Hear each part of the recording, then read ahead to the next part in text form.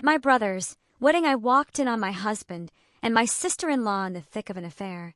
I glanced at the groom, and he just winked at me. Don't worry, the main event is about to begin. What if the happiest day of your life, the day you believed everything was perfect, suddenly became the stage for the most brutal betrayal imaginable? And what if that betrayal wasn't just personal, but a twisted, decades-long conspiracy that threatened to unravel your entire family? That's exactly what happened to me. The air in the grand ballroom of the Plaza Hotel that sunny New York City day was thick with luxury, love, and what I thought was pure joy.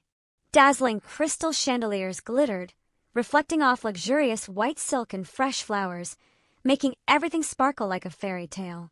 Soft music played, and blessings filled the air.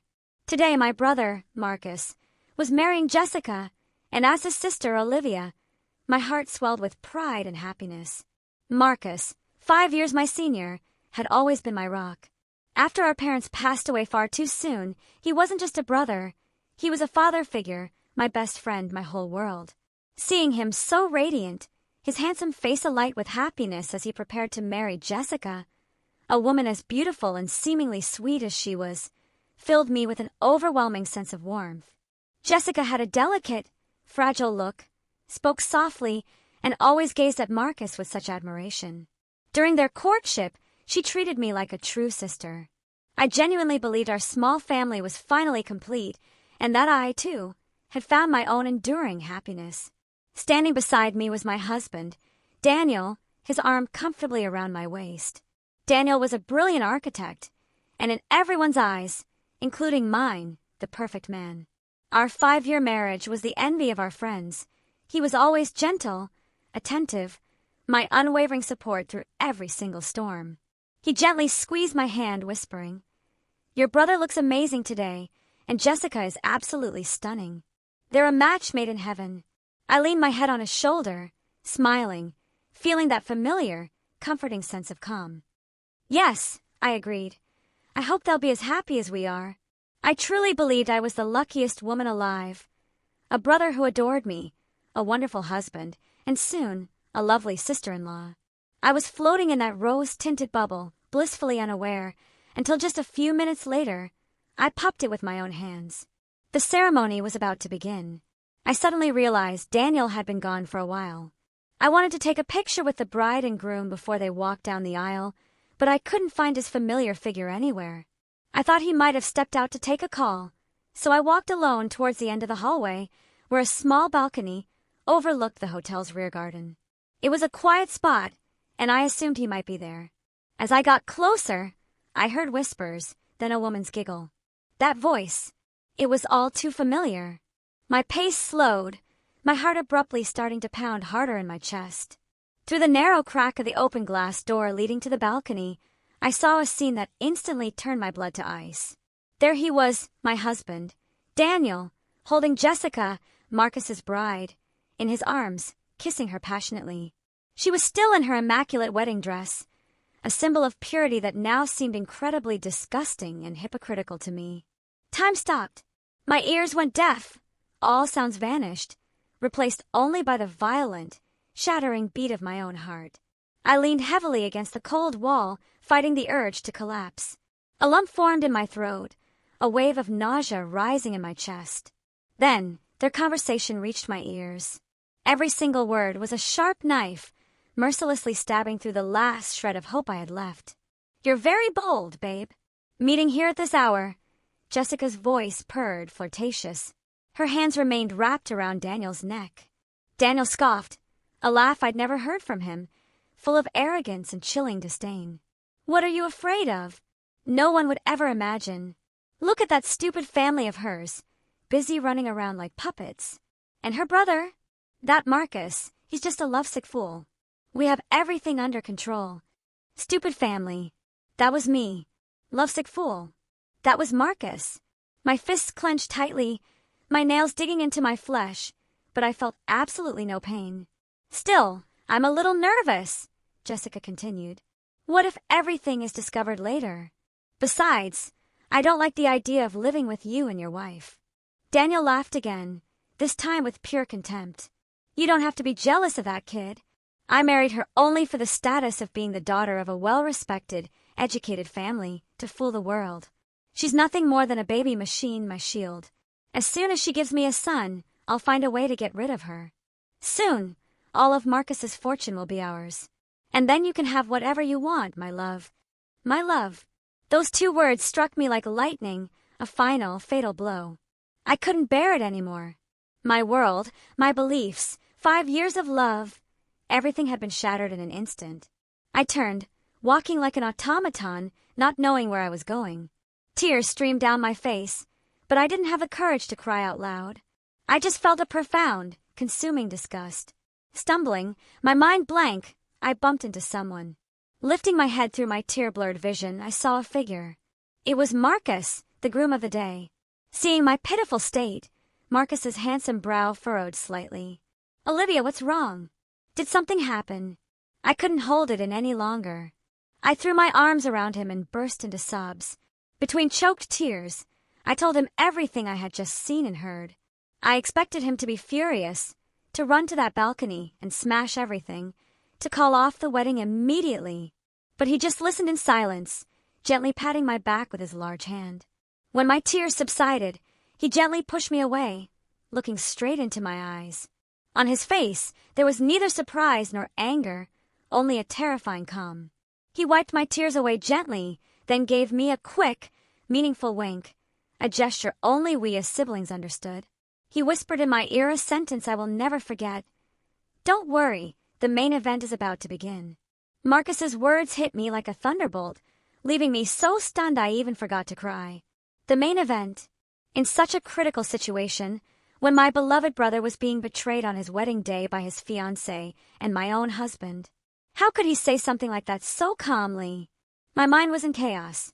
I thought perhaps the shock had been so great he had lost his mind. Seeing me still dazed, Marcus said nothing more. He simply took my hand firmly and led me towards the end of the hall where the groom's waiting room was located. He looked around cautiously, and only after making sure no one was there, pushed me inside and locked the door. The room, decorated with white ribbons and balloons, felt heavy and tense, almost suffocating. "Olivia, listen to me carefully." Marcus turned, his eyes locking with mine. His expression was no longer one of terrifying calm, but of a cold, serious determination I usually only saw when he made crucial business decisions. "I've known about all this for a long time." I froze again. "For a long time? How? How is that possible?" Marcus sighed, pulling a chair over for me. "It was 3 months ago," he began. I started to notice something wasn't right. Jessica showed an excessive interest in our company's management, frequently asking about projects or financial details, things a fiancé wouldn't normally care to know in such detail. And your husband, Daniel, acted with an abnormal familiarity with her. Subtle glances, small gestures, things only those involved would notice. A knot tightened in my chest. While I was blind with happiness, my brother had been silently detecting the dangerous undercurrents. "I had a bad feeling," he continued, "so I secretly hired a private investigator. And what they discovered was far more terrible than I had imagined. It wasn't just infidelity, Olivia. Behind it all was a meticulously calculated conspiracy." Marcus opened his phone and showed me several photos and documents. There were pictures of Daniel and Jessica on secret dates in luxurious places. Bank statements showed large sums of money transferred from an unidentified account to Jessica's. And what horrified me most was a detailed plan found in Daniel's emails. The plan was organized in phases. First, Jessica would seduce Marcus with her beauty and false sweetness to marry him and officially become part of our family. Simultaneously, Daniel, as my husband, would use my trust to gradually leak internal company information. Their ultimate goal was that after the wedding, Jessica would convince Marcus to entrust Daniel with the management of several important projects. That way, they could conspire to embezzle company funds, create ghost debts, and finally bankrupt the Miller Corporation, the company our parents left us, to take everything. I felt the blood freeze in my veins. My 5 years of marriage, the love I had cherished, had all been just a move in their twisted game. Daniel didn't love me. He had only used me as a pawn, a tool to carry out his dirty conspiracy. Romantic betrayal now transformed into a deep, heart-burning hatred. They hadn't just trampled on my feelings. They had tried to destroy our parents' life's work. Then why? Why did you go ahead with this wedding, knowing everything? I asked, looking up at Marcus, my voice trembling. Marcus looked at me, a sharp glint in his eyes. If I had broken off the engagement, we would have only caught two small fish, Daniel and Jessica. The one pulling the strings from the shadows would have never been revealed. Besides, we didn't have enough evidence to expose their entire conspiracy. My brother had decided to turn the wedding itself into a trap, a grand stage where everyone could witness the play unfold. Marcus squeezed my hand. I have everything prepared, Olivia. The company's important assets have been transferred to a secure trust. The projects they're interested in are just shell projects with no value, and I've installed recorders and cameras everywhere. We just have to wait for them to expose themselves. I looked at my brother, feeling both pity and immense admiration. He had endured all of this alone, planning and counterattacking while I was still happily living in my false, rose-tinted world. Now I need you. Marcus's voice became more serious than ever. Your appearance, the fact that you discover the truth at this moment, is a variable they didn't expect. But that will become our ace in the hole. Daniel and Jessica will only see you as a poor wife heartbroken by betrayal. They will never suspect you right now. Keep playing that role. Keep crying. Pretend to be devastated. The more miserable you appear, the better. Can you do it? I quickly wiped my tears. The pain still burned in my chest, but now it had transformed into the fierce flames of hatred. My brother was right. This was no time to be weak. I wasn't just crying over my husband's betrayal. I had to fight for justice for our entire family. I can do it. I nodded, my voice much firmer. Just then, there was a knock on the door. Mr. Miller, it's time for the ceremony to begin. It was the wedding planner's voice. Marcus stood up, adjusted his bow tie. He looked at me and smiled, a smile full of confidence. All right, little sis. Let's go out there. The show is about to begin. Remember, you are not alone. Your brother is here. My brother opened the door, and we walked out together.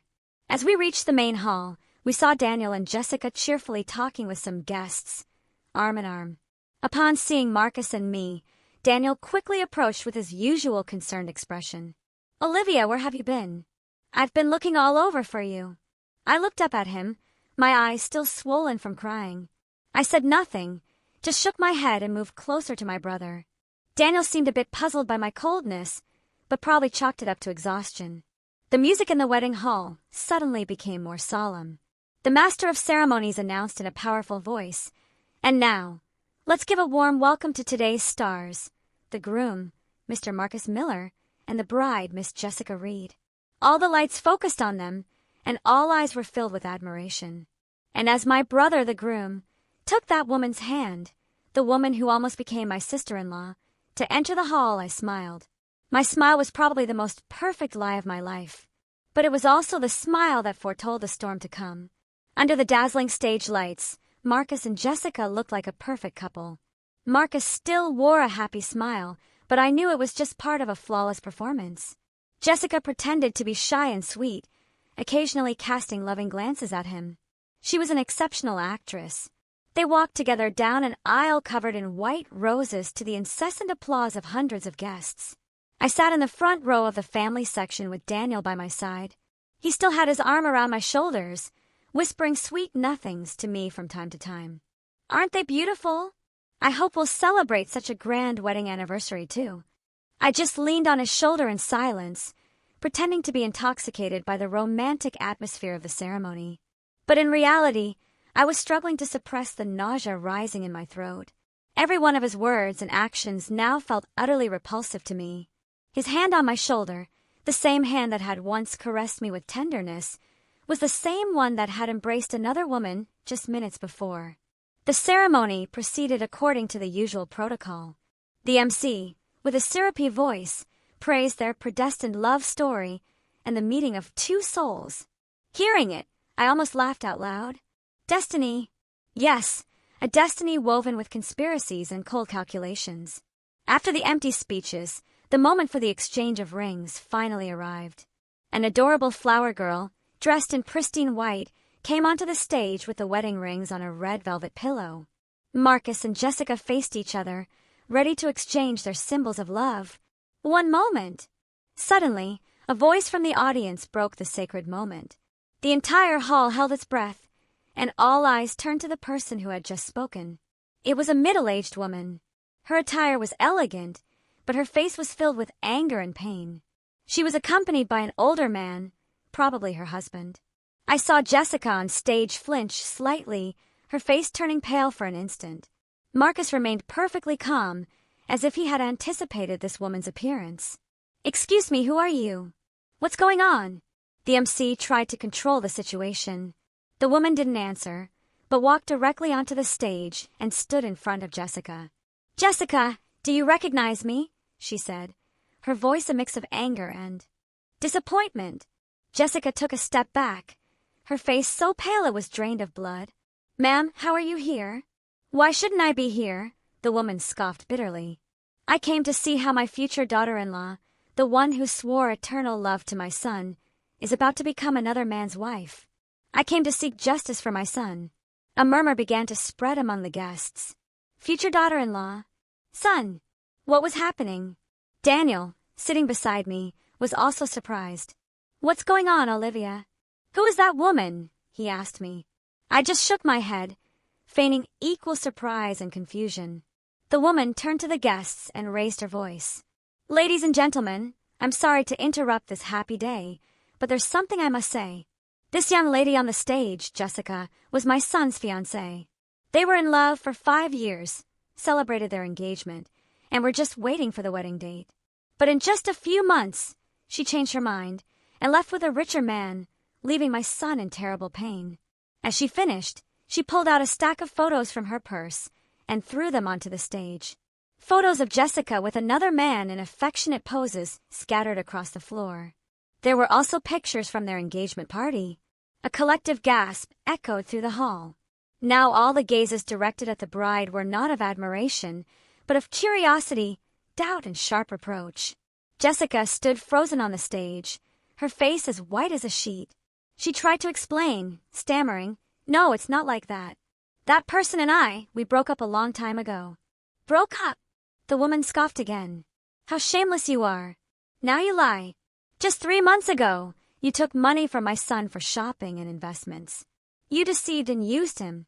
How can you betray him like this now?" Jessica couldn't say anything and looked at Marcus with pleading eyes. But my brother, the groom, the one who should have been the most furious, simply crossed his arms and looked at her with an unfamiliar coldness and distance. I, sitting below, watched the play unfold in silence. I knew this was the first act Marcus had prepared. He had found the ex-boyfriend Jessica had abandoned and invited his mother here. He wanted to rip off Jessica's mask of innocence and purity in front of everyone. Seeing the situation getting out of hand, Jessica suddenly clutched her chest, staggered, and collapsed on the stage, feigning a faint. "Oh my God! The bride has fainted!" some people shouted. Jessica's family, whom I knew were nothing more than hired actors, rushed to the stage, creating a chaotic scene. Amidst it all, Marcus slowly walked over and looked down at the fainted Jessica. He showed no concern, but rather a slight, chilling smile. He took the microphone from the stunned MC. "Ladies and gentlemen," his voice resonated firm and clear, silencing all the noise. "I'm sorry to have shown you such an unpleasant play, but I believe the truth must always come to light." He glanced at Jessica, who was peeking at the crowd's reaction. "You act very well, Miss Reed, but I think it's time to end this farce." His words were like a bucket of cold water for everyone. Jessica, startled, quickly closed her eyes, but it was too late. Everyone had seen her. "And to make this play even more interesting," Marcus continued, "I'd like to invite another special guest to the stage, someone who is very closely related to the charade." He looked towards where Daniel and I were sitting, and my heart started to beat faster. I knew it was our turn to take the stage. The stage lights suddenly swung directly onto Daniel and me, making us the center of attention. Hundreds of curious and surprised pairs of eyes were fixed on the family section. Daniel was stunned, not understanding what was happening. He turned to me and whispered in a confused voice, "Who was your brother calling? A special guest?" I didn't answer, just looked at him with tear-filled eyes. with an innocent and helpless expression. I knew it was my turn to act. On stage, Marcus continued, raising his voice. This time, he addressed my husband directly. The person I want to invite is none other than my brother-in-law, the architect, Daniel Thompson. Could you please come up here and share in this joy with us? This sudden invitation caused even more of a stir in the hall. People didn't understand why the groom would call his brother-in-law to the stage at such a delicate moment. Daniel was completely paralyzed. He looked at me, then at the stage, and his face turned pale. He probably started to feel that something was very wrong, but faced with his brother-in-law's public invitation and the gaze of hundreds of people, he couldn't refuse. Go on up, honey, I said softly, giving him a gentle push on the back. With an innocent tone, I added, maybe Marcus wants you to share the secret of a happy marriage. My words were like a pinprick, but enough to make Daniel flinch. He swallowed hard and, forcing a smile, slowly got up and walked towards the stage. Each of his steps seemed to weigh a ton. When Daniel got on stage, Marcus put an arm around his shoulders in an affectionate manner and addressed the audience. Ladies and gentlemen, don't you think my brother-in-law is handsome and talented? I'm very proud to have a brother-in-law like him. Not only is he a talented architect, but also a wonderful husband who deeply loves my sister. Marcus's praise baffled Daniel even more. He could only smile awkwardly without saying a word. And perhaps, Marcus continued, his voice suddenly becoming meaningful, he's so perfect that not only my sister loves him, but other women love him too.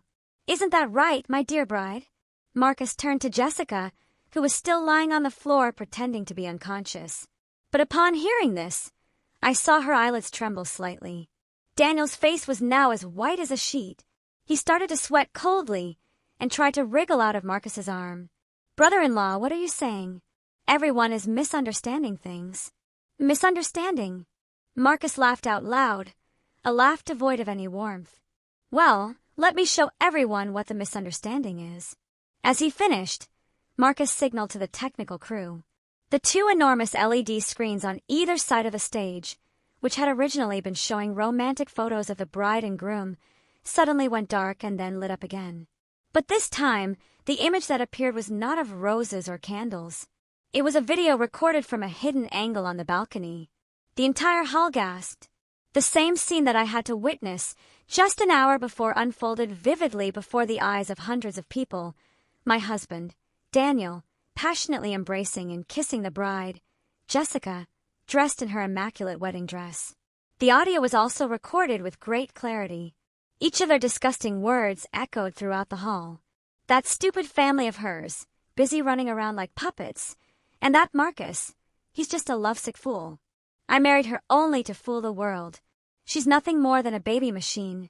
The entire ballroom seemed to explode. Shouts, insults, and looks of contempt rained down mercilessly on the two people on stage. The most sordid drama of adultery and betrayal was being projected in the most vivid way possible. Jessica could no longer keep up her fainting act. She jumped up, pale and trembling from head to toe. Daniel could barely stand. He staggered back a few steps and, pointing at the screen, stammered, "No. It's not true. It's edited. It's fake." But his weak words couldn't quell the crowd's anger. Trash! What a pair of cheaters! I can't believe it! Insults erupted from all sides. Jessica's fake family couldn't continue acting either. They stood frozen, their faces red with shame, not knowing what to do. And I was still sitting in the front row. Tears started to flow again. This time, it wasn't an act. They were tears of raw pain from having to relive that scene and hear those poisonous words again in front of so many people. I covered my face with my hands, my shoulders shaking. I had to portray the image of a miserable victim, a wife completely shattered by the cruel truth. On stage, Marcus looked at me, and a flash of compassion crossed his eyes, but it was quickly replaced by cold determination. He walked over and snatched the microphone from the MC's hand. "Ladies and gentlemen," he shouted. His voice had an invisible force that instantly silenced the chaotic hall. "Have you all seen it? This is the true face of the woman I was about to marry, and the man I once considered my brother-in-law, part of my family." He turned to Daniel and Jessica, his gaze like two knives. "Do you two have anything else to say? Or do you want me to show you something even more interesting? Daniel and Jessica, desperate, could only shake their heads. They were completely cornered with no way to excuse themselves. But all of this, Marcus continued, his voice becoming even more mysterious and frightening, doesn't end here. This drama of infidelity is actually just the tip of a much larger iceberg. The entire hall fell silent again. Everyone wondered what the groom meant. Marcus pulled out a stack of documents from his tuxedo pocket and held it up for everyone to see. What they really wanted wasn't love, but this. What was in that stack of documents? And what connection did it have with the person who, according to my brother, was pulling the strings from the shadows? All eyes were fixed on the stack of papers in my brother's hand, waiting for an even more terrible truth to be revealed. The stack of documents in Marcus's hand became a mysterious focal point, capturing everyone's attention. The whole room held its breath, waiting to see how this escalating drama would unfold. Daniel and Jessica also looked up, and in their desperate eyes, terror was now clearly reflected. They probably knew better than anyone what those papers contained. "Before I tell you what this is," Marcus said in a slow, clear voice, "I'd like to tell you a little story. The story of a cunning old fox who used 2 skunks to rob a hen house." He scanned the room, his gaze piercing through some of the guests seated in the very important person section. I noticed a middle-aged man with a stout face, dressed in an elegant gray suit, suddenly tense up. He coughed lightly, adjusting his tie. "The fox," Marcus continued, "knew the hen house was very well protected, so he didn't dare act on his own. That's why he found 2 skunks, a male and a female. He promised them a life of abundance, food, and warm clothing. They just had to help him carry out a plan. The female skunk's mission was to seduce the head rooster, the future owner of a hen house. The male skunk's mission was to court the head rooster's sister, a naive hen, to become part of the family. Hearing this, I no longer needed to act. The tears flowed for real. My brother's metaphorical story was like another knife twisting in my pain. I was that naive hen. Their ultimate goal, Marcus's voice grew even colder, was after gaining their trust, to slowly open the doors and break the fences so that the old fox from outside could quietly come in and take over the entire hen house. Isn't that a perfect plan? He looked directly at Daniel and Jessica. "You 2 skunks. Does this story sound familiar?" Daniel and Jessica couldn't say anything, just hung their heads in shame. "And this," Marcus raised a stack of documents, "is the detailed plan and the map that the old fox drew for the 2 skunks. The map that tells them which path to take and where to break the fence. This is the complete plan to take over the Miller Corporation. Our parents' life's work." He flipped through the documents one by one, projecting their contents directly onto the big screen. Figures, charts, and dirty business strategies appeared clearly. Their plan was not limited to embezzling company funds. It included creating false scandals, undermining Marcus's credibility, and fomenting internal divisions to finally create the conditions for a rival company to acquire the Miller Corporation at a bargain price. And the name of that rival company was also written in plain sight: Aurelian Holdings. The entire hall began to murmur again. Aurelian Holdings was not an unknown name in the business world. It was an emerging force that had risen rapidly with bold and controversial moves. And the man in the gray suit who had shown strange behavior before was none other than the CEO of Aurelian Holdings, Mr. Harrison. Now all eyes were on him. Mr. Harrison turned pale but tried to maintain his composure. He stood up, straightened his clothes, and tried to leave the room. "Mr. Harrison, where are you going in such a hurry?" Marcus's voice was like an invisible rope tying his ankles. "The best part is yet to come. You wouldn't want to miss it." Mr. Harrison turned and forced an awkward business smile. "CEO Miller, I believe there's a misunderstanding. I have nothing to do with your company's internal affairs." "Nothing to do?" Marcus laughed coldly. "Then how do you explain your secret meetings with these 2 people and the money you sent Miss Reed so she could pose as a rich girl and the promise of a project director position to Mr. Thompson if everything went well?" Each of Marcus's questions was a heavy blow that left Mr. Harrison barely able to stand. I knew my brother wasn't just talking. He had all the evidence in his hands. Just then, 2 men in plain clothes who looked like police detectives slowly approached Mr. Harrison's table. They said nothing, just stared at him with a solemn gaze. Mr. Harrison realized that all his escape routes were blocked. He collapsed into his chair, his forehead drenched in sweat. The play he had so carefully constructed was about to end. The old fox had finally been cornered. I, sitting below, watched it all. My heart was no longer filled with personal pain, but with searing anger at the vileness and cruelty of the business world. For profit, they were capable of trampling on everything: love, family ties, even human decency. My husband, Daniel, whom I once loved madly, was just a pawn on someone else's chessboard. He had sold his soul for a vain promise. He looked at me, and in his eyes, there was no longer shamelessness, but an extreme emptiness and despair. He had lost everything: love, honor, and also his future. On stage, Marcus, after exposing the entire conspiracy, turned to me. He walked in my direction without saying a word and held out his hand. I took his hand, and we went up on stage together. He took the microphone, and his voice was no longer sharp but softened with a touch of compassion. Ladies and gentlemen, the person most hurt in this story is not me, but my sister Olivia. This girl has had to endure the deceit and betrayal of the man she loved deeply. She is completely innocent. He turned to me and, with a look full of love, said, "Olivia, I'm sorry. I'm sorry you had to go through this. I should have realized sooner. I should have protected you better." I just shook my head, and the tears welled up again, but this time they were tears of emotion and gratitude. "Today's wedding," Marcus continued, "will have no bride, but the party will go on. I hope all our distinguished guests will stay and consider this a party to celebrate the truth." The entire hall erupted in applause.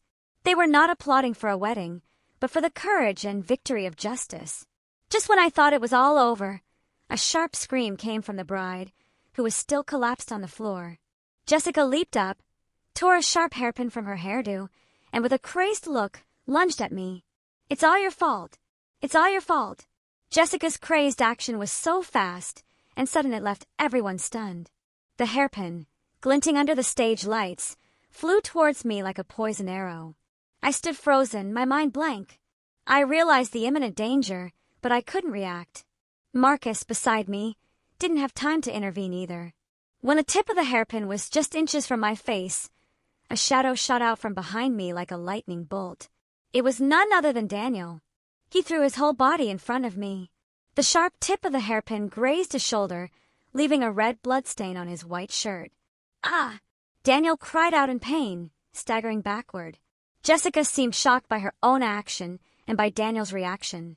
She dropped the hairpin and stood there, stunned, her face pale. It was then that the hotel security guards rushed to restrain her and led her away. The hall fell into chaos again. Marcus rushed to help Daniel. "Are you okay?" Daniel, his face contorted in pain, shook his head. He didn't look at Marcus, but at me. His gaze was very complex. There was regret, pain, and somehow a kind of relief. "Olivia, are you okay?" I looked at the bloodstain on his shoulder, my heart filled with mixed emotions. Why had he done it? How could the man who had deceived and used me without mercy risk his life to protect me? Or was this another act? An attempt to gain my last shred of compassion? "Take him to the first aid room immediately," Marcus ordered the hotel staff. As Daniel was being led away, the two plainclothes detectives also took Mr. Harrison away. The CEO of Aurelian Holdings no longer looked imposing.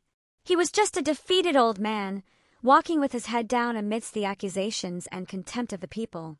The wedding farce had finally come to an end. Marcus took the microphone again, trying to calm the guests. "Ladies and gentlemen, once again, I apologize for the unexpected incident. Our party will have to end here. On behalf of my family, I sincerely thank you all for your attendance." The guests began to leave one by one, taking with them an unforgettable story. What had been a splendid wedding hall now looked desolate and cold, like a ruin. Marcus and I stood silently in the empty space. Extreme exhaustion washed over us. "It's all over, Olivia," Marcus said, patting my shoulder gently. I nodded, but a big question still lingered in my mind. "Brother, how did you know everything? The company acquisition plan, Mr. Harrison's role, how did you know?" Marcus looked at me and gave a sad smile. "Because I wasn't the only one who wanted to unmask him. My brother told me another story, a story that had been hidden for years. Before he passed away, our father was a close friend and business partner of Mr. Harrison. Together, they laid the first bricks for both companies. But it was that same Mr. Harrison who, with dirty tricks, cheated our father out of all his shares and drove him to bankruptcy. That blow made our father fall ill. And soon after, his health deteriorated and he passed away. I always had my doubts about my father's death. Marcus's voice became graver. After inheriting the company, I started investigating secretly and gradually found evidence of his crimes. But he was too cunning and covered all his tracks skillfully. I never had enough proof to bring him down. Until Jessica appeared, my brother continued. At first, I was also deceived by her innocent appearance, but I realized there were too many coincidences. She always casually mentioned projects where Aurelian Holdings was competing with us. So, I had her investigated and discovered the relationship between her and Mr. Harrison. I realized he was trying to repeat the same script with me as he did with my father, and I decided this was my chance to avenge our father. Hearing this, I felt a lump in my throat.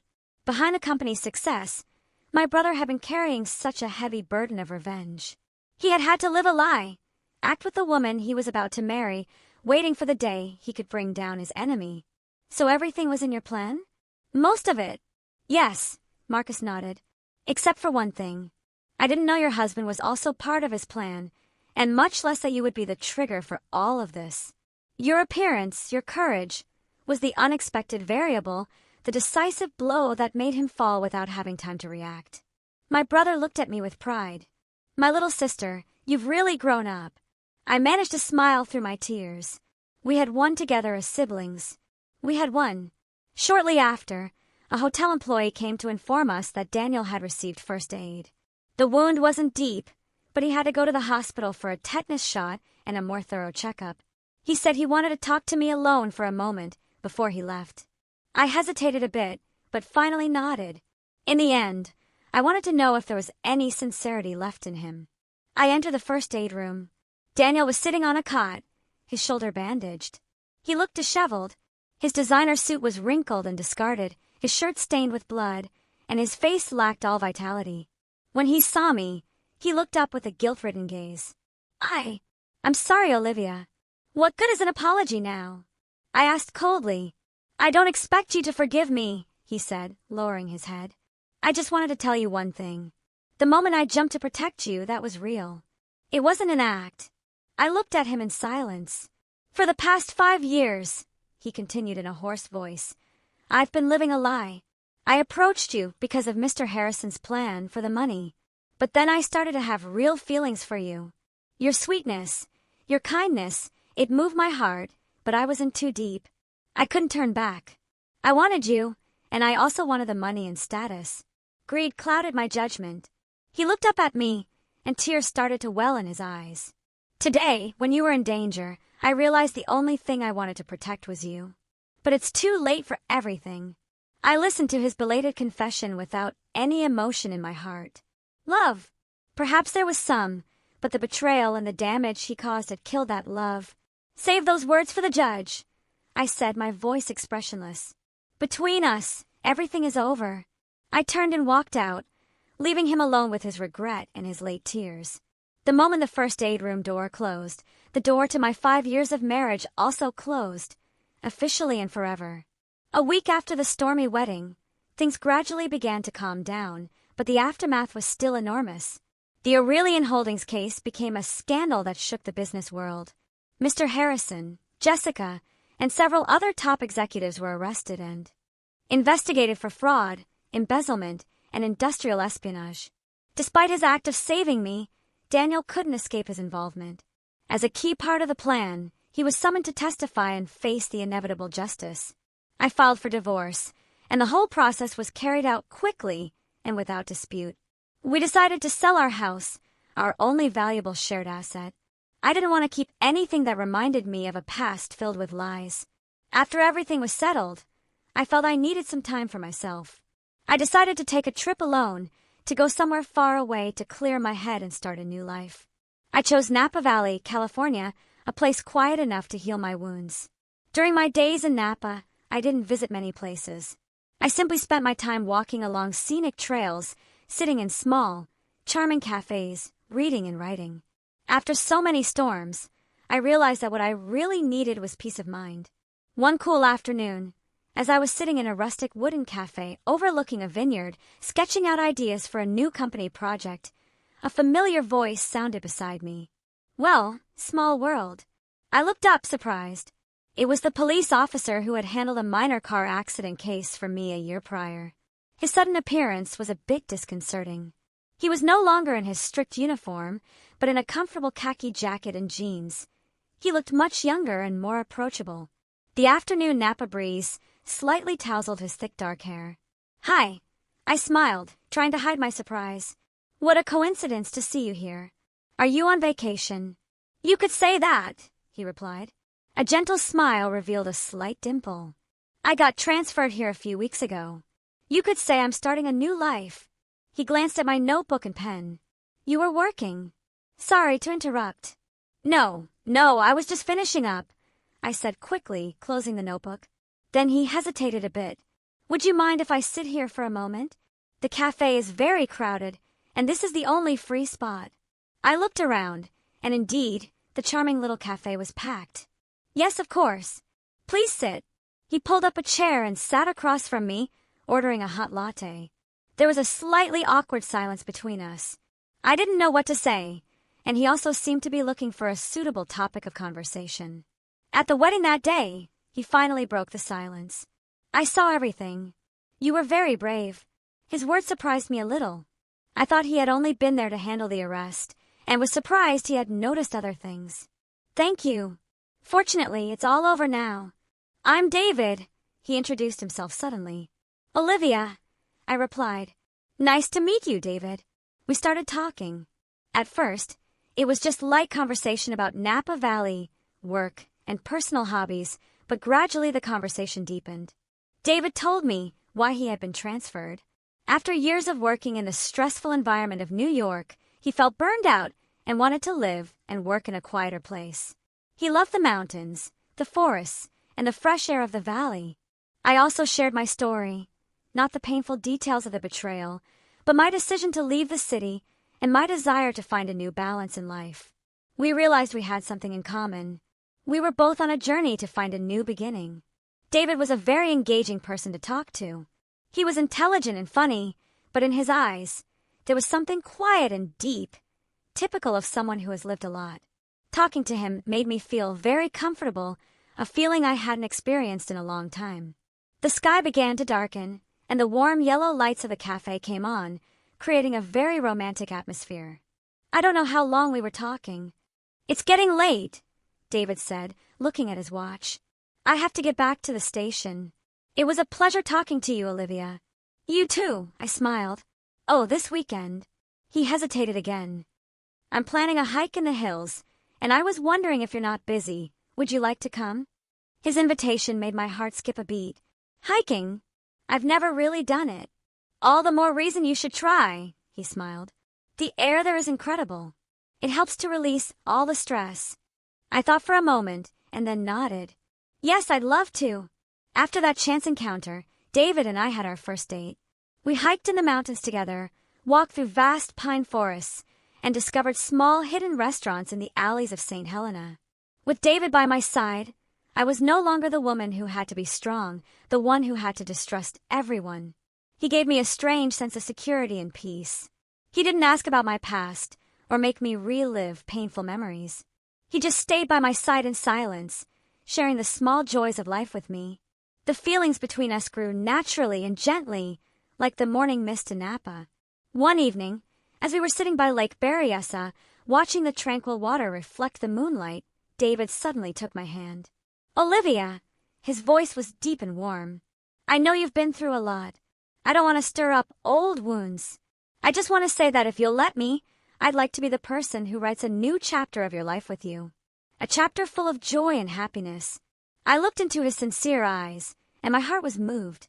Tears welled up again, but this time they were tears of happiness. I said nothing, just nodded and squeezed his warm hand tightly. 2 years later, "Mommy, hurry up. Daddy and Uncle Marcus are waiting outside. My little daughter, Lily's cheerful voice sounded from the door. I smiled and adjusted the bow in her hair. "Mommy's coming, my princess."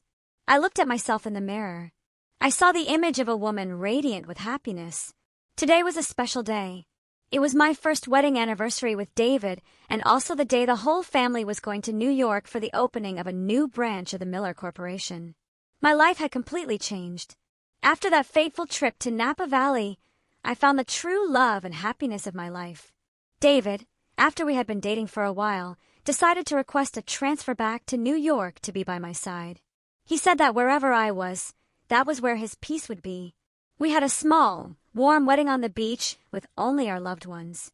My brother Marcus also found his own happiness after all the storms. He fell in love with a kind teacher, and they recently had their first child, a healthy boy. The Miller Corporation, under Marcus's leadership and with my support, grew spectacularly, becoming one of the leading companies in its sector. As the car drove along the familiar highway, Lily sat on my lap, chattering and pointing at everything she saw out the window. David, in the driver's seat, turned around from time to time to look at me and our daughter with a look full of love. When the car passed by a large prison, I suddenly fell silent. I knew that inside there were people paying for their mistakes. I had heard that Daniel was going to receive a reduced sentence soon for his good behavior. I also heard that Jessica had suffered a real mental breakdown and had been transferred to a psychiatric hospital for treatment. And Mr. Harrison, old and sick, finally broke down behind bars. I no longer hated them. My heart was now filled with peace. All the hatred was behind me, and love and forgiveness had taken its place. The opening party was a great success. Amidst the bustling atmosphere, I received a beautiful bouquet of white roses with no sender's name. Inside was a small card with shaky handwriting, typical of an elderly person. "Congratulations. May you be very happy." I knew who it was from. Probably someone somewhere was watching me and sincerely wishing me the best. That night after the party, when Lily was fast asleep, David and I stood on the hotel balcony looking at the bright lights of the New York night. He hugged me from behind and rested his chin on my shoulder. "Thank you," he whispered, "for coming into my life, for making my days meaningful." I smiled, turned around, and rested my head on his firm chest. "I should be more grateful. Thank you for healing all the wounds within me." We hugged in silence, fully feeling the happiness of the present. Life is truly like a long journey with countless unpredictable forks. There were times when I thought I'd fallen into the abyss of despair. But it was in the darkest place that I found the light of my life, a new beginning, a new happiness. Everything was here in my arms. After the trip to New York, we returned to our quiet routine. Our small house was once again filled with Lily's laughter and the warmth of family. My brother Marcus also came over often on weekends with his wife and son. Seeing my daughter and my nephew playing together, I felt my heart was completely healed. The past seemed very distant. Just an old story I remembered from time to time. The anonymous white roses and the card from the opening day, I simply regarded as a late apology from some relative of Daniel's. I didn't want to think about it or give it more importance. I put the card in a corner of a drawer and locked it as if closing an old chapter of my life. But life is not always as calm as a lake. The first ripples began to form, so subtly that at first I thought it was just my hypersensitivity due to everything I had been through. Sometimes while driving down the street, I had the feeling that a familiar black sedan was following me. But when I looked closer in the rearview mirror, the car would disappear into traffic. Once while playing with Lily in a park near our house, I felt a fixed gaze on me and my daughter from a distant bench. It was a middle-aged woman dressed very elegantly, with a wide-brimmed hat and sunglasses that covered part of her face. When I looked at her again, she immediately turned her head and left the park in a hurry. When I told David about this, he just laughed and hugged me. "You're overthinking things again. You're a successful and beautiful executive now. It's normal for some admirer to look at you." But I knew my husband was saying it to reassure me. His police instincts also kept him silently on alert. "I'll check the security cameras around the house. It never hurts to be cautious," he added. That incident was also soon forgotten until Lily's second birthday. The party was an intimate one at home, just with Marcus's family, us, and a few close friends. While everyone was cheerfully singing "Happy Birthday," the doorbell suddenly rang. David went to open it and came back with a beautifully wrapped gift box in his hand, but his expression was a bit strange. "It's from a courier service," he said. "It's a gift for Lily, but there's no sender's name." We were all surprised. I took the gift box, and a vague unease washed over me. The box was wrapped in high-quality gift paper, tied with a very elaborate pink silk ribbon. Clearly, the sender had taken great care. "Could it be from some business partner who appreciates you?" Marcus guessed. I thought so, too. It was probably a business gift. I opened the box carefully under everyone's curious gaze. Inside, on a soft velvet lining, was a small and beautiful white gold bracelet, exquisitely crafted. The charm on the bracelet was a finely carved lotus flower with a small diamond in the center that sparkled under the light. It was a very valuable gift, but what made me freeze was not its value, but the small card that came with it. The handwriting on the card was soft, elegant, and very familiar. I opened the card with trembling hands, and inside was a single short line. "Happy birthday to our little one. From her grandmother. Our little one. From her grandmother." The word grandmother was like a lightning bolt that struck my mind. Who was the grandmother? My mother had passed away. My mother-in-law, David's mother, lives in the countryside and doesn't write with such refined handwriting, and certainly not my trembling ex-mother-in-law. I picked up the card and compared it with the handwriting on the card from the white roses I received at the opening. They were identical.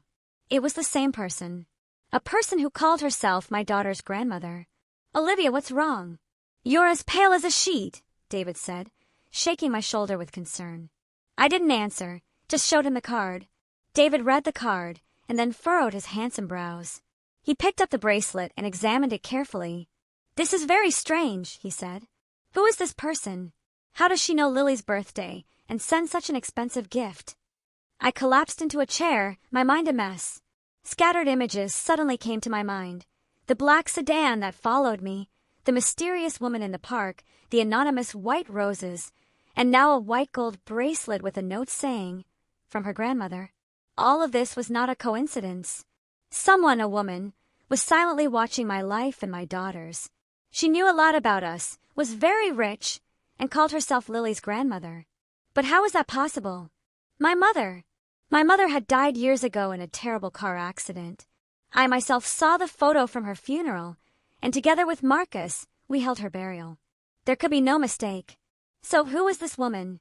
A distant relative I didn't know, or a much more terrible secret I had no idea about? I looked at my little daughter.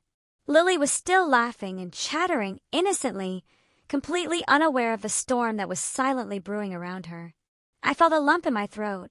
I would not allow anyone to harm my daughter. I had to find out the truth. Whoever that mysterious woman was, whatever her purpose was, I had to find her. The quiet life I had worked so hard to achieve seemed to be facing a new storm again. A storm that was blowing from the very past I thought I knew so well. The mysterious birthday gift completely shattered the cheerful atmosphere of the party. After all the guests had left, only our family and Marcus's family remained at home. My brother examined the bracelet, his face as serious as mine. "This is not a simple matter," he said in a low voice. "A custom-made baby bracelet like this, white gold with a diamond, must cost tens of thousands of dollars. This person is no ordinary individual." My sister-in-law, a wise and delicate woman, also spoke up. "Couldn't it be someone from your ex-husband's family, Olivia? Maybe they're trying to get close to the child that way." "Impossible." I shook my head firmly. "They have no reason to. And more importantly, this handwriting isn't theirs." David remained silent for a while, deep in thought, and finally spoke with the seriousness of a police officer. "The first thing we need to do is trace the origin of this gift. I'll take the box and wrapping to the crime lab. We might find fingerprints or other clues, and I'll review all the security cameras on the streets near our house today to track the courier's vehicle." Marcus nodded in agreement. "Right, I'll also use my contacts to ask major jewelers if anyone recognizes this bracelet design. The lotus design is quite unique. It's likely a custom order." Our conversation reached a dead end.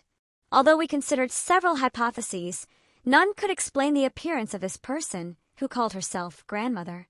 That night, I couldn't sleep a wink. I hugged my little daughter, watching her sleeping face. An invisible fear enveloped me. Who was this woman? What did she want with my daughter? Did she have bad intentions? The following days passed in a state of anxiety and worry. David and Marcus did everything they could to investigate, but all leads seemed to hit a dead end. The courier service was a small company, and the sender had paid in cash and used a fake name. The security cameras only showed an ordinary delivery person, nothing special. No jeweler recognized the bracelet's design. The mysterious woman seemed to have calculated everything meticulously, leaving no trace. Seeing that the investigation was stalled, I felt even more anxious. I decided I couldn't just wait passively. I had to find the answers myself. I decided to start with my past, with what I knew about my mother. I took a few days off from work, left Lily with my mother-in-law, and returned alone to my parents' old house in the town where my brother and I grew up. I hadn't been back in a long time. The house was still the same, covered in the dust of time, but every corner evoked warm memories of my mother. I started cleaning the attic where my mother kept old items and family keepsakes. I hoped to find among those seemingly insignificant objects some clue about the mysterious woman, some secret my mother never told us. I flipped through the old photo albums one by one. Black and white photos, faded color photos, my mother, beautiful and radiant in her youth, my parents happy on their wedding day, and photos of Marcus and me as children, smiling innocently in our parents' arms. I looked them over and over, but I saw no woman who looked luxurious and unfamiliar. Just as I was about to give up, my hand brushed against a small wooden box hidden at the bottom of an old trunk. The box was locked with a small, rusty padlock. After struggling for a while, I managed to open it. Inside, there were no jewels or money, but a stack of yellowed letters carefully tied with a purple ribbon. I picked up the stack of letters with trembling hands. The handwriting was neither my mother's nor my father's. It was the handwriting of a soft, elegant woman, identical to the one on Lily's birthday card. I felt my heart stop. I quickly opened the first letter. My dearest sister Eleanor, a year has passed since that fateful day. I still can't forget how you saved me from that car about to explode. I don't know how I can ever repay you for this favor. I'm sending you a small gift. Please accept it. I know you'll refuse, but please don't. Consider it a small token from me for the 2 children you have at home. I must leave now. I can't stay in this place that has taken everything from me. Perhaps one day when everything calms down, we will meet again. With all my love, Isabella. I reread the letter several times, my mind in a turmoil. Sister Eleanor. That was undoubtedly my mother. A car accident. A savior. My mother had never told us that story. And Isabella, who was that woman? Why did she write to my mother? I quickly read the following letters. They were letters sent from abroad, from France and Switzerland. Isabella told my mother about her new life, her loneliness, the torment of having had to leave her home. She always asked about Marcus and me, and she always sent us expensive gifts. Gifts that my mother probably never told us we had. The last letter was dated about 5 years ago, and the handwriting was a bit shakier. Sister Eleanor, I believe my time is short. This illness has tormented me for too long. My only regret is that I never came back to take care of my 2 children. I know I don't deserve to. I abandoned them. But please, sister, love them for me. Tell them that wherever I am, their mother will always be watching over them and loving them. I am sending you this key. It is the key to a personal safe deposit box in a Swiss bank. Inside is all the fortune I have amassed. Please give it to my children when they are older. Consider it the final compensation from a sinful mother. Goodbye, my sister, my friend, and my savior Isabella. The letter fell from my hands. My whole body was shaking. Children, mother. The whole truth, an incredible truth, was slowly revealing itself before my eyes. This woman, Isabella, she was... No, it couldn't be. My mother was Eleanor Miller, and she was dead. There had to be a mistake. But this stack of letters, this key, and the familiar handwriting.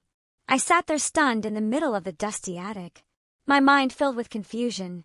The past I knew, the identity I believed in, everything suddenly felt blurry and strange. A huge family secret, a secret buried for over 20 years, was about to be opened, and it was directly related to me. That night, I couldn't sleep a minute. The stack of Isabella's letters and the small key lay silently on the desk, but my mind was a whirlwind. Her mother, 2 children. Those phrases repeated over and over, stabbing deep into my heart. I tried to dismiss the crazy idea that Marcus and I were not the biological children of the woman we always called Mom. But everything fit together in a terrifying way. The handwriting, the expensive gifts, and the term grandmother for Lily. The next morning, I couldn't wait any longer. I had to find Marcus. He had to know, too. He was my brother, my only family. He had a right to know the truth about our roots. I drove hastily back to the city. I went straight to my brother's office. Seeing my haggard look and sunken eyes, he questioned me with concern. I said nothing. I just silently closed the office door and placed the stack of letters and the key on his desk. "Read it," I said in a hoarse voice. Marcus, surprised, picked up the first letter. As he read, his expression changed from surprise to astonishment and shock. He read every letter, and the hand holding the paper began to tremble. When he finished the last letter, he collapsed into his chair, staring into space with lost eyes. "No, it can't be," he muttered, shaking his head over and over. "Our mother is Eleanor. Who is this Isabella?"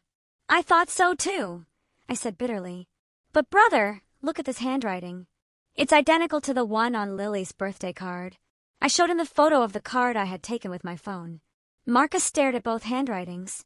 The last shred of doubt in his eyes vanished. He covered his face with his hands, and his broad shoulders shook. For the first time in my life, I saw my always strong and steady brother so fragile and helpless. We sat in silence for a long time, each lost in our own confused thoughts. The past we knew, the mother we loved, had all suddenly become a big question mark. "So, Mom Eleanor," Marcus lifted his head, his voice low, "wasn't our biological mother? She raised us.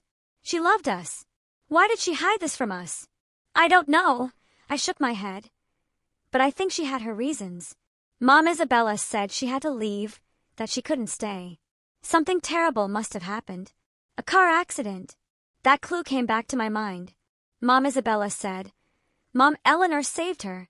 Yes, the secret must be in that car. Accident. Marcus. I looked my brother straight in the eye. We have to find out the truth, not just for us, but for both our mothers.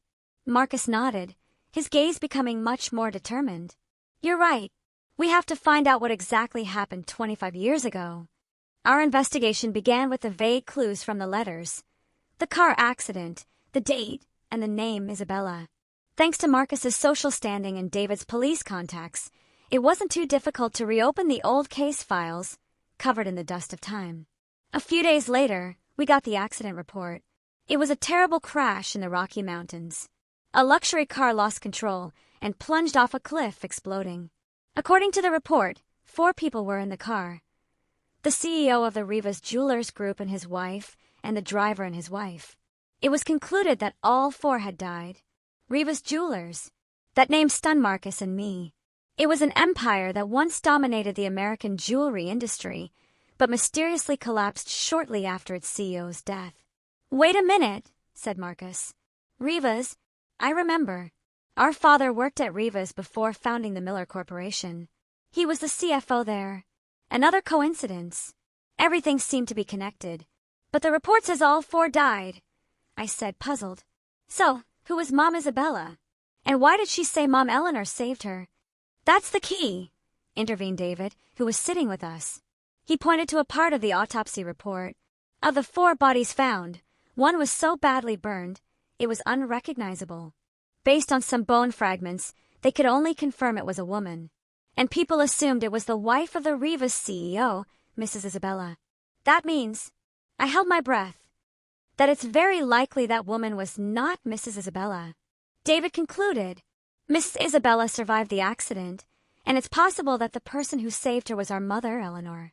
But for some reason, she chose to become a dead person in everyone's eyes and live another life abroad. But why? Why would a woman with status, money, and everything else abandon it all, even her 2 children? This accident," Marcus mused, "was it really an accident, or was it murder?" My brother's questions silenced the room. If it was murder, who was the mastermind? And why did Mom Isabella have to flee? At that moment, David's phone rang. It was an old colleague from New York. He stepped out to answer, and came back with a very serious expression. "New information," he said. "I asked them to check the list of top executives at Rivas Jewelers from that time. Guess who was appointed acting CEO right after the death of CEO Rivas and his wife?" "Who?" Marcus and I asked in unison.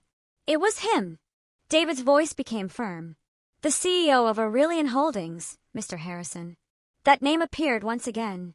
Our family's old enemy, the man who drove our father to his death. A wave of nausea and anger rose in my throat. "This can't be a coincidence."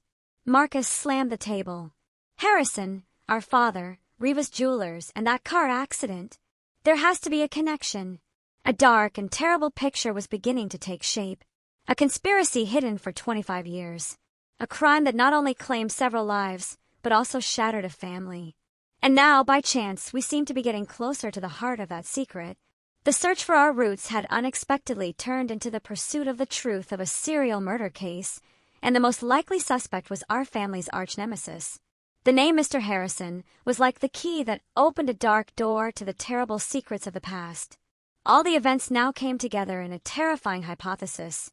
Mr. Harrison had not only driven our father to his death to take over the Miller Corporation, but it was very likely that 25 years earlier he was behind that terrible accident to devour the entire Rivas Jewelers Group. "If that's true," Marcus gritted his teeth, "he's not human.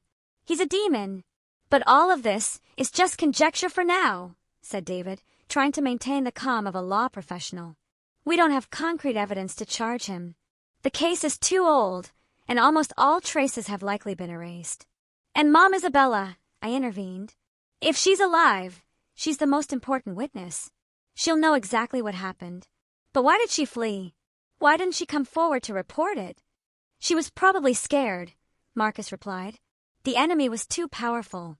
She had to worry not only about herself, but also about her 2 children. Perhaps becoming a dead person was the only way to protect us." I felt a lump in my throat. My biological mother's departure was not an abandonment, but a silent sacrifice. She had to give up everything for the safety of her 2 children, living in loneliness and torment in a foreign country. And our mother, Eleanor, who raised us, was also part of that sacrifice. She lived her whole life with that secret locked in her heart. "What do we do now?" I asked, looking alternately at David and Marcus. "Go to Switzerland to find Mom Isabella," I suggested. "No." David and Marcus opposed, almost in unison. "It's too dangerous," David explained. "Mr. Harrison is a cunning old fox.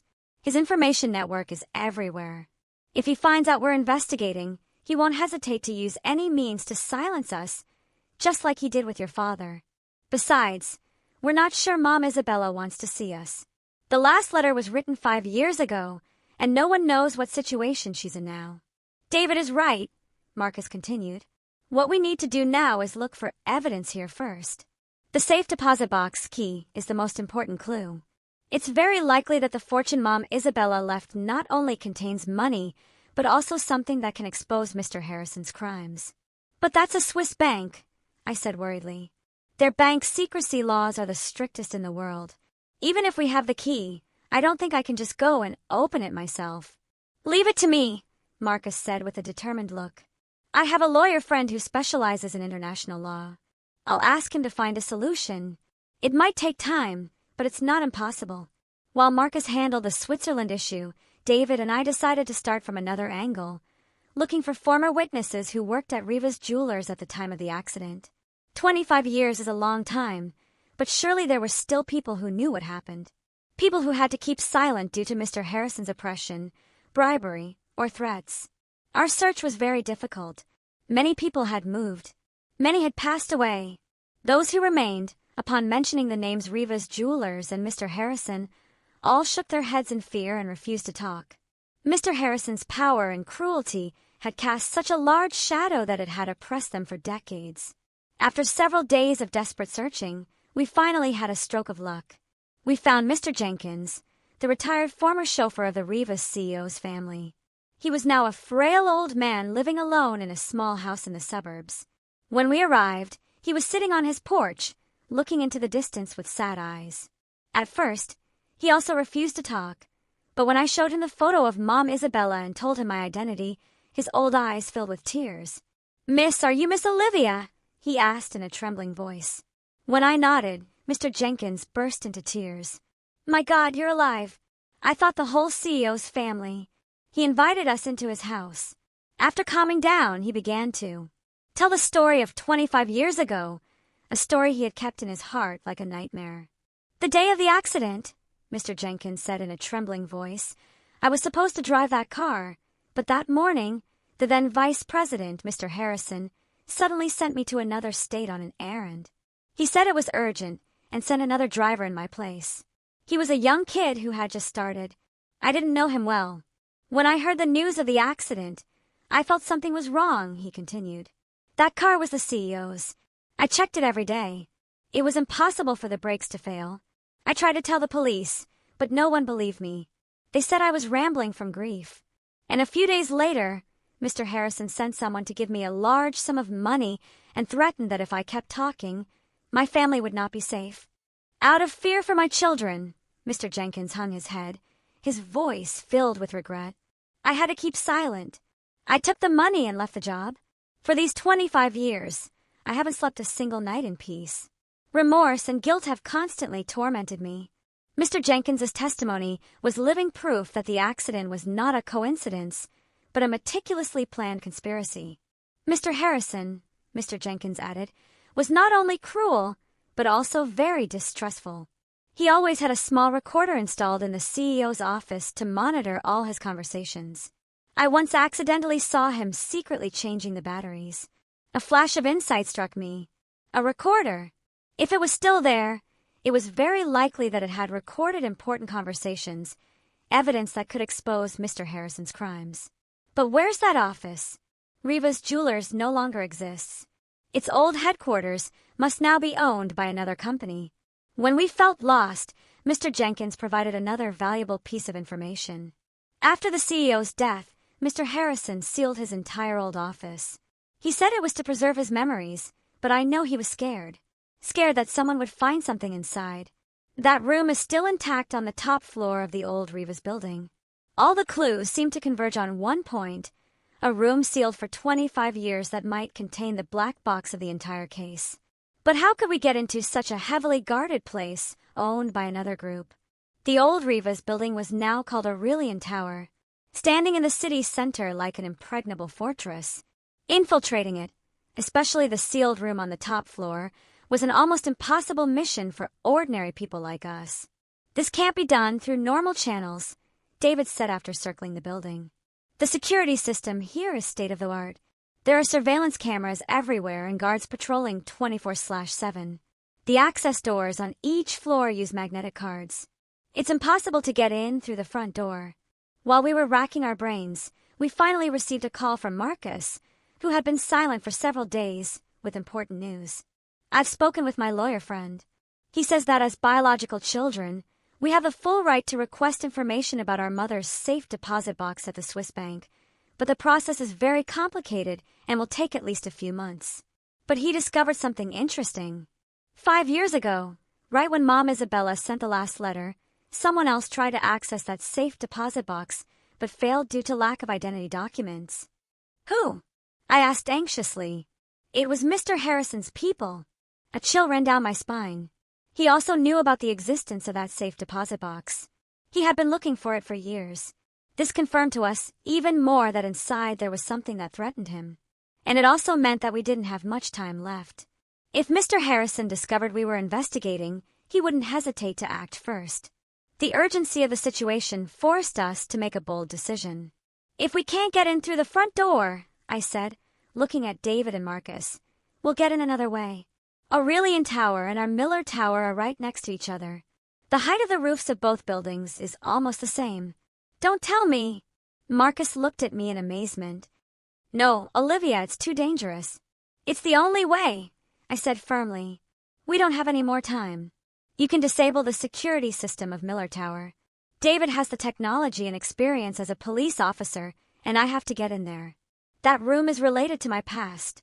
After a long discussion, they both had to reluctantly agree. The plan was drawn up with great detail and caution. The time of action was set for 2 a.m. when activity in both buildings came to a complete halt. That night, The city slept. Only the faint lights of the street lamps remained. When I stood on the roof of Miller Tower with David, my heart was pounding like a drum. The wind at that height whipped my hair fiercely. From here, the roof of Aurelian Tower seemed to be only about 15 feet away. It wasn't a great distance, but it was an abyss between life and death. David carefully prepared the equipment. He was an expert at this. He used a special gun to launch a high-strength cable to the railing of the opposite building. The cable was firmly anchored at both ends. "I'll go first," David said in a deep, reassuring voice. "When I cross and secure the area, you'll slide down the rope. Don't be afraid. I'll hold you tight." I nodded. My palms were already damp with sweat. I held my breath as I watched David deftly hang from the rope and cross the dark void. A few minutes later, he arrived safely on the other side and signaled to me it was my turn. I took a deep breath and clung tightly to the cold rope. My whole body was suspended in the night sky. Below, the city lights seemed distant, and a small mistake could make me fall. But the thought of my mother, of the truth that awaited me on the other side, gave me strength. When my feet touched the railing of Aurelian Tower, David rushed to help me. "You did it," he whispered proudly. We quickly disabled the roof cameras and found our way to the emergency stairs. The sealed office was just on the floor below. The old lock was no problem for David. The heavy door creaked open, revealing a space that had been plunged into darkness and dust for 25 years. We turned on a small flashlight, and the dim light scanned the room. Everything was as Mr. Jenkins had described. The desk, the bookshelf, the sofa set, all covered in a thick layer of dust. The stale air smelled of time. According to Mr. Jenkins, the recorder was hidden behind a large oil painting on the wall. David carefully took down the painting. Sure enough, an old cassette recorder was cleverly installed in a small recess in the wall. "Will it still work?" I asked worriedly. "It's hard to say," David replied. "But let's take it anyway." While David dismantled the device, I started searching further. I intuitively felt there had to be something else in that room. The light of my flashlight scanned the bookshelf. Hundreds of old leather-bound books, mostly on management and law. Suddenly, I remembered a habit of my father's. As a CFO, he also always carried a small notebook where he jotted down the most important things, the secrets he didn't want anyone to know. Would CEO Rivas have a similar habit? I started pulling out the books one by one, flipping through the pages quickly, and when I picked up a thick law book titled Justice and Truth, I noticed it was strangely heavy. When I opened it, I felt my heart stop. The inside of the book was hollowed out, leaving a space just for a small black leather-bound notebook. I picked it up with trembling hands. "This is it. It has to be this." Just then, we heard footsteps and a faint murmur of voices from the hallway. Check the roof area carefully. I think I saw a suspicious shadow. I felt my heart drop to my stomach. We had been discovered. The building's security guards were on patrol. The way back was blocked. We were trapped in the secret room. The footsteps in the hallway grew closer. The light from the security team's flashlight seeped through the crack under the door, creating ghostly shadows in the dusty room. I felt a knot in my chest, and a cold sweat ran down my back. If we were caught here with this evidence in hand, our entire plan would be ruined. We would be charged with trespassing, and the notebook and recorder would never see the light of day. David motioned for me to be silent. He quickly turned off the flashlight and pulled me behind a huge, old filing cabinet. We held our breath, trying not to make the slightest sound. We heard the jingle of a key in the lock. My heart was about to burst. They were coming in. "This room has been sealed for a long time. Who would come in here?" One voice said. "Better safe than sorry," replied another. "Lately, the boss has been telling us to keep a close eye on this area." The boss had to be someone from Mr. Harrison's camp. Despite so many years, he was still having this place watched. That confirmed even more that he knew very well what was hidden in here. The lock clicked, and the door creaked open. A dazzling beam of flashlight light swept across the room. David and I almost stopped breathing, pressed against the cold filing cabinet. Fortunately, the cabinet was very large, and we were hiding in the deepest corner. "See nothing, just dust and cobwebs," the first voice said again. "Come on, let's check other places." They lingered at the door for a few more seconds. The lights scanned the room again, and then the door slammed shut. We heard the lock click again, and the footsteps faded away. We were safe, at least for now. I let out a sigh of relief, feeling my strength fail me. David motioned for me to wait a little longer. About 10 minutes later, when we were sure the security team had moved on, he turned the small flashlight back on. "We have to get out of here now," he whispered. "The way we came is no longer safe." "But how? The main door is locked, and there are guards in the hallway." We were completely trapped. David's gaze scanned the room and stopped at a small ventilation window near the ceiling. "That's the only way out." That window was very small and high up, barely enough for one person to pass through. Moreover, it opened onto the building's facade.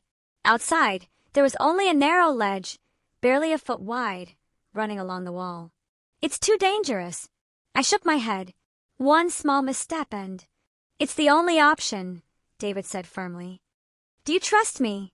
In this critical situation, his calm and determination were my only support. I nodded. David moved the old desk against the wall and stacked a chair on top. He climbed up first and carefully unlatched the window. A gust of cold night air rushed in. "That ledge leads to an emergency balcony at the end of the hall," he explained. "It's about 30 feet away. I'll go first and come back to help you. You just have to stick to the wall and walk very slowly." With that, he slipped out the window and carefully stepped onto the narrow ledge. My heart leaped into my throat, watching him. A strong gust of wind could have sent him falling, but David moved with great professionalism. His steps were firm, his back pressed against the wall.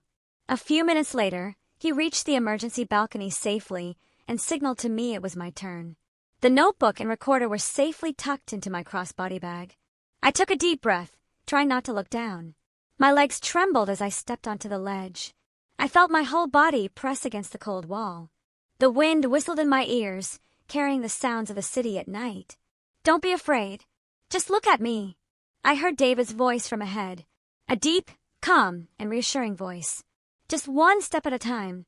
I focused on David's figure, trying not to think about the deep abyss below. 30 feet had never seemed so long. When my hand finally touched the one David held out to me, I felt like I had come back to life. We went down several floors via the emergency stairs, and then found a way back into the main hallway. Fortunately, the security team was patrolling another area. We quickly returned to the roof and crossed back to Miller Tower on the rope. When my feet touched familiar ground, I collapsed, panting. The suffocating escape was finally over. Back in the safety of my apartment, we didn't rest, but immediately began examining what we had brought back. Marcus had also arrived and listened to our story with a worried expression. David carefully opened the old recorder.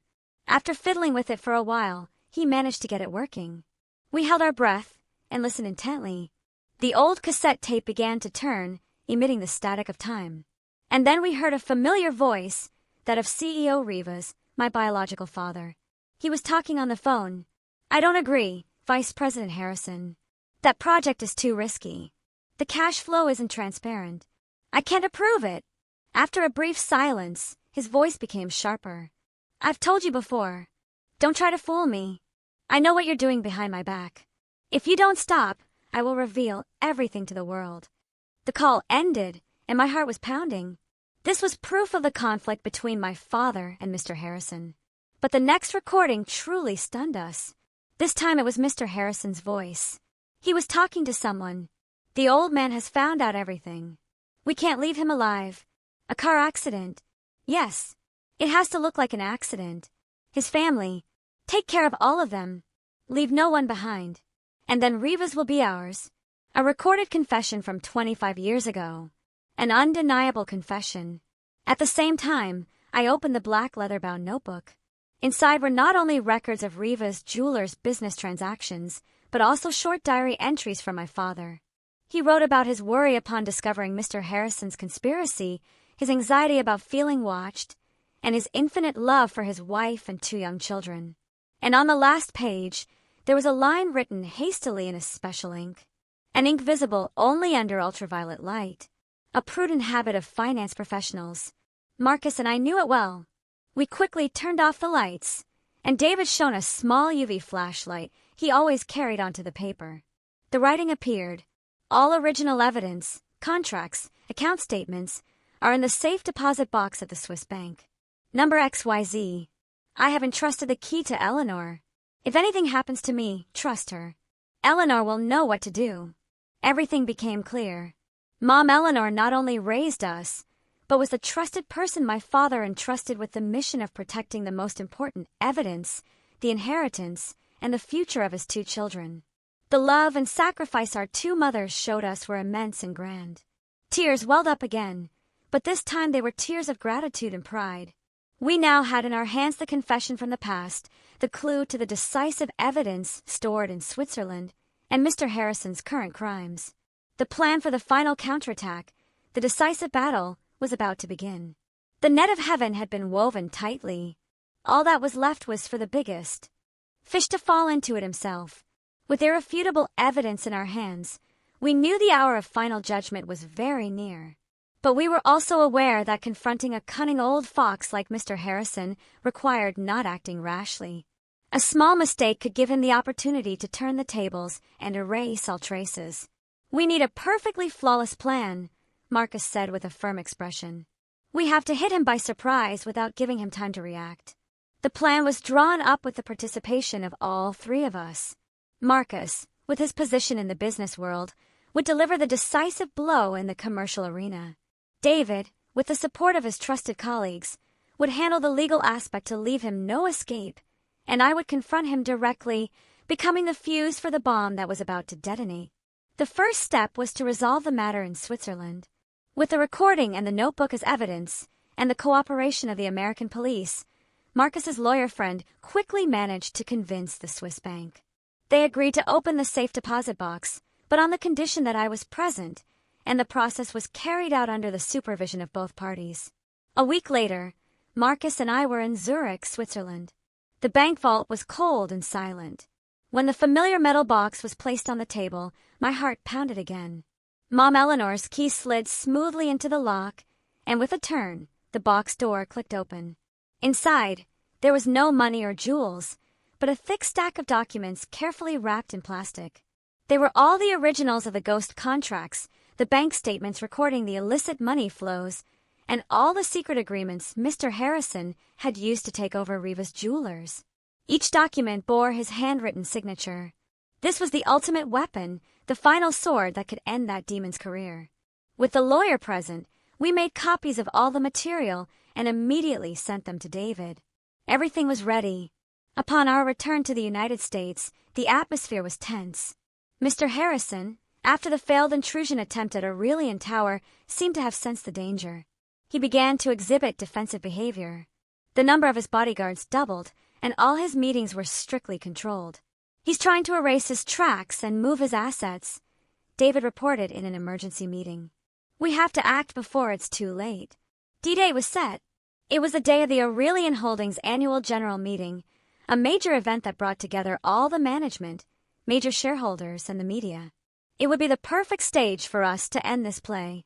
That morning, I chose a deep red dress, a color symbolizing power and determination. Marcus wore his usual elegant suit, but in his eyes was an unusually fierce determination. We attended not as competitors, but as guests of honor. A surprising move Marcus had arranged beforehand through some shareholders favorable to the Miller Corporation. The convention center's auditorium was packed. Mr. Harrison sat at the head of the stage, still maintaining an expression of confidence and authority. He was giving a passionate speech about Aurelian Holdings' achievements and its ambitious future plans, a perfect speech from a competent leader. When his speech ended to thunderous applause, Marcus gave me a signal. "Now, excuse me." A voice boomed from the doorway. It was David entering in uniform with an investigative team. "Mr. Richard Harrison, CEO of Aurelian Holdings. We are here to execute an emergency arrest and search warrant in connection with charges of organized murder and misappropriation of assets." The entire hall was stunned, and all cameras instantly turned towards the stage. Mr. Harrison leaped up, his face changing, but he tried to maintain his composure. "What are you talking about? There must be some mistake. I am an honest businessman." "There is no mistake, Mr. Harrison." I raised my voice as I walked from the audience. All eyes turned back to me. "Or would you like me to remind you of the car accident that took place in the Rocky Mountains 25 years ago?" Hearing this, The composure on his face completely crumbled. He looked at me, and in his eyes were hatred and astonishment. Marcus also stood up and went on stage.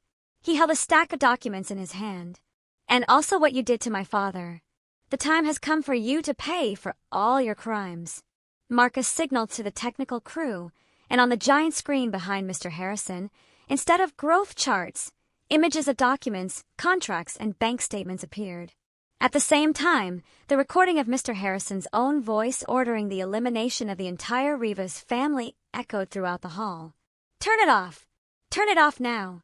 Mr. Harrison roared like a wounded beast running frantically towards the control panel, but it was too late. All the evidence had been revealed before hundreds of people, before the cameras of the entire country. David and his colleagues quickly moved in and put him in handcuffs. "Richard Harrison, you are under arrest." The Aurelian Holdings empire, built on the blood and tears of others, collapsed in an instant. Standing on the stage, I watched as the enemy of two families was led away. I felt no jubilation, but a strange, light relief. Justice had finally been served. "Mom, Dad, are you watching? We did it." Amidst it all, a woman ran out from the crowd and knelt at my feet, crying inconsolably. It was Mr. Harrison's wife. "Miss Olivia, please forgive my husband. He was just too ambitious." I looked at the poor woman before me and then looked out the window. The sky was still blue, the sun was still warm, and life would go on. But there are mistakes that can never be forgiven. The case of Aurelian Holdings' collapse caused a huge shock, not only in the business world, but throughout society. The crimes hidden for 25 years finally came to light. The media reported and analyzed day after day the cruelty and cunning of Mr. Harrison. He went from being a successful entrepreneur, an example of self-made success, to the embodiment of evil in an instant. With irrefutable evidence, Mr. Harrison was sentenced to the maximum penalty for his crimes. His accomplices, the subordinates who had helped him for years, were also brought to justice and received the punishment they deserved. After the trial, our lives gradually returned to normal. The Miller Corporation, after eliminating an unfair competitor, experienced spectacular development, becoming a company not only financially sound, but also respected for its business ethics. Marcus, after avenging his father, seemed to have lifted a huge weight off his shoulders. He became more cheerful and open, spending more time with his small family. As for Riva's jewelers, as the sole legitimate heirs, Marcus and I decided not to keep it. It was stained with too much blood and tears. We decided to sell all the group's assets. A portion was used to compensate the victims and their families who had been harmed by Mr. Harrison's illegal practices. The rest was used to create a charitable foundation called the Isabella and Eleanor Foundation, a foundation to help orphans and women in difficult situations. It was the best way to honor and thank our two great mothers. A year after the major case was closed, I received a letter, not an email, but a handwritten letter from an address in France. The handwriting was much weaker, but I recognized it instantly. It was Mom Isabella's handwriting. "My dearest children, Marcus and Olivia, by the time you read this letter, Mom will be in a very distant place. From the explosion at the wedding to the final trial, Mom has seen everything. You are very brave and strong. Mom is very proud of you. I know you may never forgive the mother who abandoned you for decades, but I truly had no other choice. The death of long ago was the only way to protect you from the clutches of that demon. I had to live with torment, longing, and guilt. But knowing you were growing up safely under the love of my sister Eleanor made all my sacrifice worthwhile. Now that the wicked man has paid for his crimes, the heavy burden on my heart can finally be released. I believe I can now go in peace and reunite with your father. Be happy, my children. Live a truly meaningful life in the name of your mother and father. I love you very much, Mom Isabella." Attached to the letter was my mother's death certificate. She had passed away just a few days after Mr. Harrison's trial ended. Marcus and I hugged each other and cried. They were tears of sadness, but also of understanding and peace. We could finally call her Mom with a peaceful heart. My life, after so many storms, finally found a quiet harbor. David and I decided to have a small, warm wedding in Napa Valley, where our love began. On the wedding day, instead of a luxurious wedding dress, I chose an elegant silk dress in a soft blush color, simple and pure. In my hand, instead of a bouquet, I held tightly to the hand of David, the man who had accompanied me through the most difficult times. Marcus looked at me with a happy smile, his eyes shining with joy. Lily, in a beautiful princess dress, scattered rose petals on the path we walked. Amidst that warm atmosphere, we had a special guest. It was Mr. Jenkins, the former chauffeur. He brought us a small gift, an old photo of my biological parents in a simple wooden frame. "Miss," he said in a trembling voice, "I wish you all the happiness." I accepted the gift with a heart full of emotion. The past was over, but the good memories and good feelings would last forever. That afternoon, as the sun set over the rolling hills of Napa, David and I stood side by side, looking at the distant horizon. A new chapter of life, a new life full of love and hope, was opening before us. I knew that from now on, no storm could knock me down, because by my side there would always be people who loved me unconditionally. And I believe that somewhere high above, my three parents, my mothers and father, will be watching over us and blessing us with a smile. It's truly incredible how one moment can change everything, isn't it? If you've ever faced a betrayal that forced you to become someone stronger, or uncovered a secret that rocked your world, share your story below. I'd love to hear how you found your way through it.